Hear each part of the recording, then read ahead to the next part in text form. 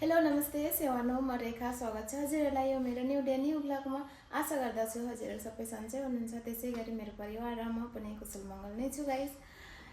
नयाँ ब्लग भन्दा पनि हैन मैले अस्ति धेरै ग्याप गरेँ मेरो मुखमा घाउ निक्लेको थियो किनकि बोल्नु अप्ठ्यारो हुँदै थियो त्यही लागि मैले भ्लग केही गरेको थिइनँ। अन्त आज चाहिँ तपाईहरुलाई यस्तो याद आयो त्यही लागि मैले भ्लग आज चाहिँ गरेको धेरै दिन बादमा। अन्त म चाहिँ हैन ड्युटी आइपुगेँ तर मेरो युनिफर्म नै ल्याइन किनकि हिजो धुलाएको थिएँ सुकेको थिएन बाहिर सुकाइराखेको थिएँ ल्याउनु पर्यो भनेको त भुलेछु अनि साथीलाई मैले फोन गरेको छु उसले लिएर आउँदैछ गाइस। मैले हेयर कट पनि गरेँ हेर्नु अस्ति पुरा हेयर फल हुन्छ गाइस। अब फेरि अझै काट्नुपर्छ होला आमाले अस्ति हेयर कट गरेँ आमा भनेको झन्डै आउनु भएन गाइस। के गर्नु र आज झडाइत्रु मुसाको पुछार जस्तै हुन्छ। यहाँ चाहिँ एकजना म यहाँ आमा यता हेर किन यता हेर यो म यहाँ चाहिँ रुँदै काम गर्दैछ के रुँदै थियो क्या हो रुगा लागिराख्ने कहिलेबाट आजबाट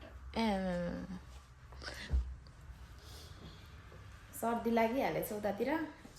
अब एउटा कुरा गाइस मैले चाहिँ अस्ति हेयर कलर गरेको भिडियो पोस्ट गरेको थिइनँ हैन त्यो भिडियो पनि म आज फाइनली तपाईहरुलाई देखाउँछु है त।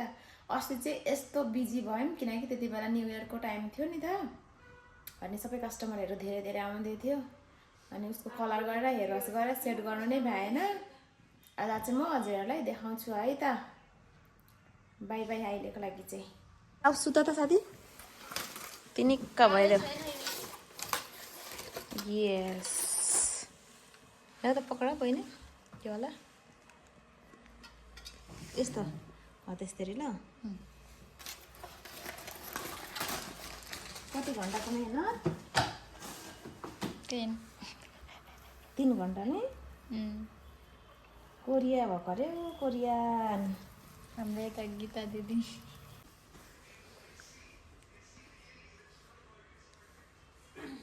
यता हेर त साथी ऊ चाहिँ मेरो साथी हो।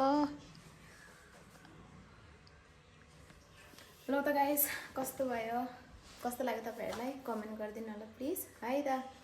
तपाईहरु यो कलरको बारेमा तपाईहरुलाई यो कलरको बारेमा जान्नु छ भने तपाईहरु पनि गर्न चाहनुहुन्छ भने मलाई कमेन्ट गर्नु कुन कलर कति नम्बर र कुन डेभलपरसँग कसरी गरेको है त। ल त गाइस बाइ बाइ।